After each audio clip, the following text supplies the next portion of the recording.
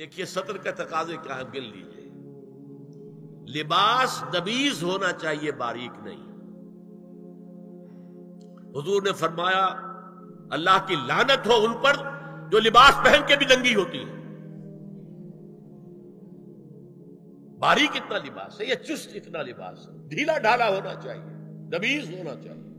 لباس کے اندر یہ دو حصے جو ہیں وہ لازم ہیں. اور پھر سینے پر، اب ظاہر بات ہے کرتا پہنا ہوا ہے، ڈھیلا ڈھالا ہے، پھر بھی یہ سینے کے ابھار تو ظاہر ہو جائیں گے. ان پر ایک اضافی اوڑھنی سر پر سے لے کر اور اپنے اس گریبان کے اوپر بکل مار لینا، تاکہ یہ جو نسوانی حسن کا دوسرا مظہر ہے. پہلا چہرہ سب سے بڑا چہرہ. اب جو لوگ کہتے ہیں چہرے کا پردہ نہیں ہے، تو خدا کے بندو پھر پردے کی ضرورت کیا ہے؟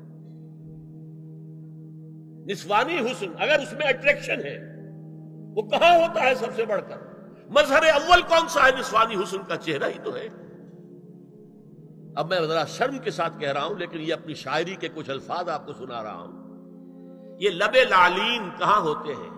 چہرے پر ہوتے ہیں یا کہیں اور ہوتے ہیں؟ یہ عارض گلگوں یہ کہاں ہوتے ہیں؟ چہرے پر ہوتے ہیں یا کمر میں لگے ہوتے ہیں؟ یہ چاہے زقن، تھوڑی میں اگر کچھ کھڈا پڑا ہوا ہو، چاہے زقن. یہ تعریفیں جو شاعری میں ہوتی ہیں یہ کہاں ہوتا؟ یہ مژگاں کے تیر یہ کہاں ہوتے ہیں؟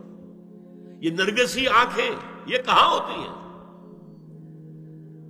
اور ستواں ناک یہ کہاں ہوتی ہے؟ چہرہ ہی تو ہے. سب سے بڑی اٹریکشن تو چہرہ.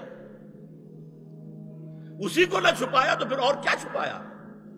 ہاں دوسری چیز، چھاتی کے ابھار بہت اٹریکٹیو ہوتے ہیں انسان کے لیے. اس کے لیے یہ ہے کہ وَلْيَضْرِبْنَ بِخُمُرِهِنَّ عَلَى جُيُوبِهِنَّ. کرتا بھی نبیز کپڑے کا ہو، کرتا جو ہے ڈھیلا ڈھالا بھی ہو، شلوار اور نبیز تر کپڑے کی ہو، ڈھیلی ڈھالی ہو، اور اوڑھنی کا بکل جو ہے اپنے سینے پر مار لیا جائے. اب اس کے بعد فرمایا وَلَا يُبْدِينَ زِينَتَهُنَّ إِلَّا لِبُعُولَتِهِنَّ. اب یہاں یہ زینت کا لفظ آ رہا ہے چہرے کے لیے، اور چہرے ہی میں کچھ سنگھار بھی ہوتا ہے.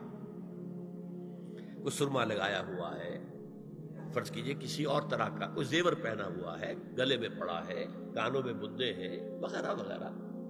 یہ زینت چہرہ اور اس کے ساتھ کوئی بناؤ سنگھار کا معاملہ، جس کی کہ حضور صلی اللہ علیہ وسلم نے تلقین کی ہے. عورت کو گھر میں بن سور کر رہنا چاہیے، شوہر کے لیے ایٹریکٹیو رہنا چاہیے. خاص طور پر شوہر جب آنے والا ہے شام کو دفتر سے، اس وقت عورت جو ہے بن سور کر رہے. اس لیے کہ اصل مقصد کیا ہے؟ جتنی بھی انسان میں سیکشول انرجی ہے وہ مرکوز رہے شوہر اور بیوی کے درمیان. یہ فلسفہ ہے، ادھر ادھر نگاہ جائے نا. جتنا یہ بانڈ آف لو ان اسپاؤسز کے درمیان مضبوط ہوگا، اتنا ہی خاندان کا ادارہ مضبوط، صحت مند اور اگلی اولاد کی تربیت کے لیے مثبت ماحول.